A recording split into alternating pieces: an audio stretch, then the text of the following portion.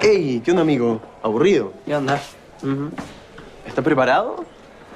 Tengo algo muy importante que proponerte. Si es por el Open, no me interesa. No. Esta vez no se trata del Open. Se trata de algo mucho más importante. Su nombre es Adrenaline. ¿Qué dices? ¿Te quieres sumar? ¿Quiénes son? Son mi futuro, ¿sí? Imagínate, un grupo de patinadores freestyle con ganas de llegar muy lejos. ¿No suena genial? Me parece increíble, pero no entiendo por qué me estás haciendo esa propuesta a mí.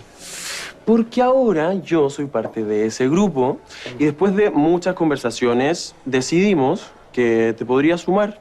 Igual no fue nada fácil que los Adrenalina aceptaran sumarte, así que deberías sentirte muy halagado por eso. Halagado. ¿Sí?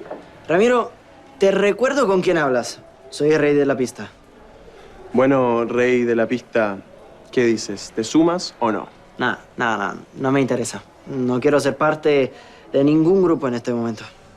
Me parece que no estás entendiendo, Mateo. No son cualquier grupo, ¿sí? Es un grupo de profesionales. Quieren apostar todo por esto. Dale, anda a ver un ensayo. Ramiro, escúchame, te lo repito por última vez.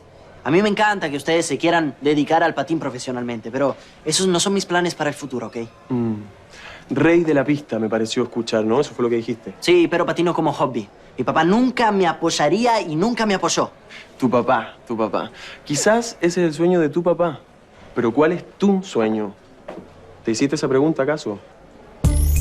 Bueno, nosotros nos vamos a juntar a ensayar. Si quieres, te paso la dirección por mensaje, ¿vale? Adiós.